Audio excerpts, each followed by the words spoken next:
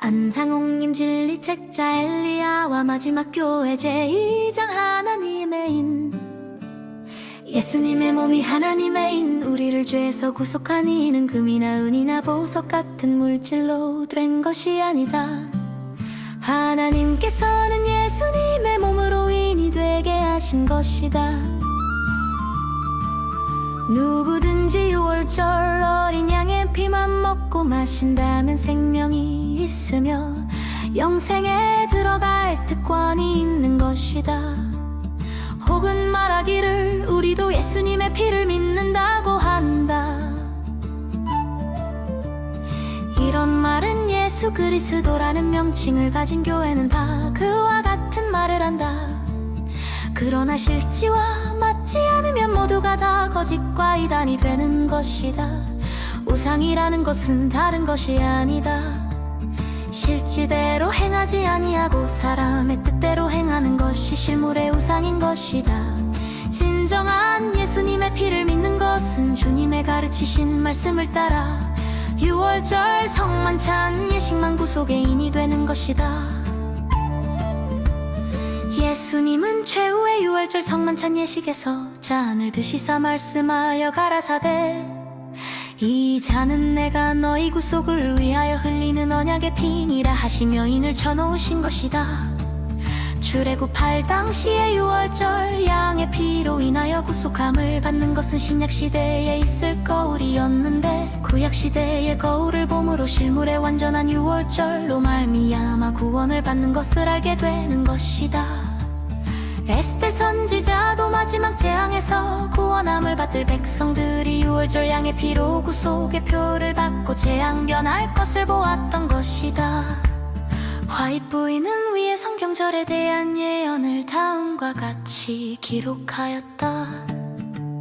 특히 교회를 위한 사업을 마치는 때, 즉 하나님의 보좌 앞에서 흠이 없이 능히 설 수 있는 14만 4천 명의 개인 치는 사업을 하는 때에 그들은 하나님의 참 백성이라고 자칭하는 사람의 잘못을 깊이 느낄 것이다. 그들은 마지막 사업에 관한 선지자의 예증 가운데서 손에 각각 살육하는 기계를 잡은 사람들로 표상되었다. 이 사람들 중에 한 사람이 가는 베옷을 입고 서기관의 먹그릇을 허리에 차고 있었다. 가라사대, 너는 예루살렘 성중에 순행하며 그 가운데서 행하는 모든 가증한 일로 인하여 탄식하며 우는 자의 이마에 한 표를 두라. 이때에 어떤 사람들이 하나님 앞에 설 수 있겠는가? 이 말씀 중에서 특별히 주의할 것은 성신의 능력이 그들의 마음속에 성취하신 사업으로 말미암아 진리의 순결한 표를 받는 사람들은 가는 베옷을 입는 사람으로 표시된 사람, 즉 교회 안에서 행하는 가증한 일로 인하여 탄식하며 슬퍼하는 자들이다. 이 말씀은 에스겔 9장 4절 6절의 예언이 포함되어 있다.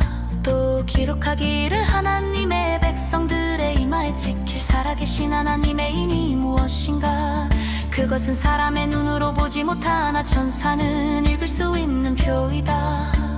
왜냐하면 멸하는 천사가 구속의 표를 보아야 하기 때문이다.